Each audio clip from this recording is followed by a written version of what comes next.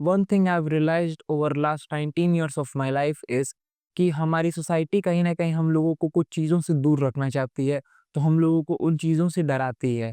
और वैसा ही यूट्यूब पे इस समय होता है कि हम लोगों को कुछ चीज़ों से दूर नहीं, लेकिन अपनी खुद की प्रोडक्ट को सेल करने के लिए या फिर खुद कुछ ऐसा किया हो तो उसको सेल करने के लिए, तुमको अपनी बातें सेल करने के लिए लोग डराते हैं। लोग इधर-उधर की बातें करते हैं कि ये नहीं होगा तो तुम कैसे ज़िंदगी जियोगे? तुम अगर आईआईटी नहीं गए, तुम्हारी लाइफ़ बेकार है। ऐसी तमाम तरह की बातें होती हैं। इसमें से कुछ बातें कुछ हद तक सही भी हैं, मगर कोई एक चीज़ तुम्हारी पूरी लाइफ़ डिफ़ाइन नहीं कर सकता। तुम कितना भी कुछ भी कर लो, कोई एक चीज़ तुम्हारी ज़िंदगी कभी नहीं डिफ़ाइन करेगी। There are multiple things that contribute to your life. ये बात तुमको समझनी पड़ेगी। और इसमें एक बहुत बड़ा पार्ट जो है ना वो पेन का होता है लाइफ़ में। और इसमें बहुत बड़ा पार्ट हम लोगों की लाइफ़ में सफ़रिंग का होता है। बुद्धा सेज़ कि life is suffering, the life is nothing but at all बस सफ़रिंग है वो। So the idea if you think for a moment you will say it's absurd what Buddha wanted to say, क्योंकि life में तो हम लोग खुश भी होते हैं और कहीं न कहीं हम सब खुशी की तलाश में ही रहते हैं कि कहाँ से ज़्यादा प्लेज़र मिल जाए, कहाँ से ज़्यादा हम लोगों को हैप्पीनेस मिल जाए। तभी तुम देखते हो लोग एडिक्शंस में अपनी अच्छी खासी ज़िंदगी बर्बाद कर देते हैं। बुद्धा का ये आइडिया कहीं गलत तो नहीं है? नहीं। बुद्धा का ये आइडिया एकदम सही है, तभी तुम ऐसी चीज़ें देखते हो जो तुम्हें लगता है कि ऐसी चीज़ें क्यों हो रही हैं। लाइफ़ असल में कुछ नहीं है, बस सफ़रिंग ही है। तुम हैप्पीनेस के मोमेंट्स भी अगर काउंट करोगे ना, तो तुमको हैप्पीनेस अपनी कमी लगने वाली है हमेशा। So if you accept that life is suffering, तुम मान लेते हो कि ज़िंदगी में मेरे संघर्ष रहेगा, मेरी ज़िंदगी में दर्द रहेगा कहीं न कहीं। सो तुम उस पेन को कहीं न कहीं रिड्यूस कर दे रहे हो, क्योंकि एक एक्नॉलेजमेंट हो गई है ना कि ये तो पार्ट है ज़िंदगी का।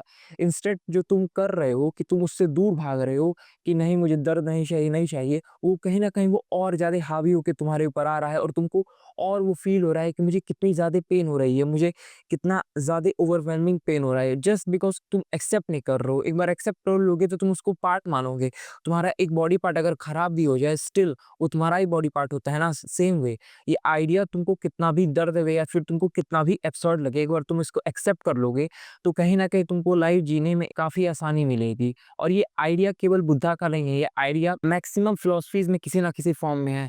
If you take Greek philosophy of stoicism भी कहीं न कहीं तुमको यही सिखाता है कि लाइफ में बहुत सारे अप्स एंड डाउन्स आएँगे। तुम हर अप्स एंड डाउन्स में अगर डिफरेंटली रिएक्ट करोगे, तुम खुशी को ज़्यादा चाहोगे, दुःख को कम चाहोगे, तो कहीं न कहीं तुम्हारी टेंडेंसी प्लेज़र सीकिंग होने लगेंगी, जिससे तुम्हारा लाइफ में पेन, सफरिंग और बढ़ेगा, क्योंकि तुमको प्लेज़र की तलाश अब और होगी।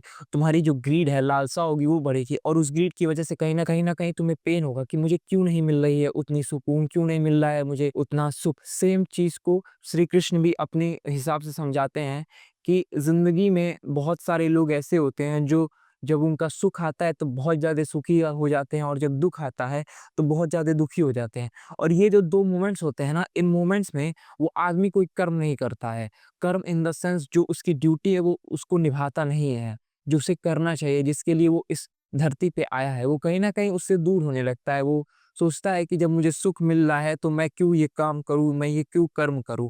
और जब उसको दुःख मिलने लगता है तो उसका तो विश्वास ही उठ जाता है कि मैंने तो कर्म किया था, मुझे दुःख क्यों मिल रहा है? इसी वजह से श्री कृष्ण भी कहते हैं गीता में कि जो व्यक्ति सुख और दुःख में एक समान वर्क करता है, एक समान अपना कर्म करता है, उसको परमात्मा की प्राप्ति हो जाती है। Means he has been transcendence, उसको कहीं न कहीं मोक्ष मिल गया, कहीं न कहीं वो निर्वाह हो गया इस दुनिया से, क्योंकि वो अपना केवल कर्म कर रहा है जिसके लिए वो इस पृथ्वी पे आया है।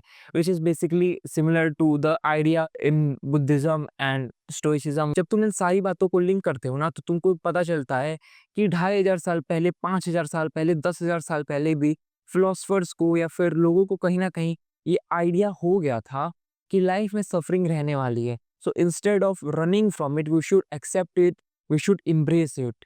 That's why we hear things like embrace the pain. और लाइफ में जब तक तुम चेंज चाहोगे तब तक तुमको पेन से होके गुजरना ही पड़ेगा my friend. So instead of running away from pain, just accept it and your life will become much and much easier.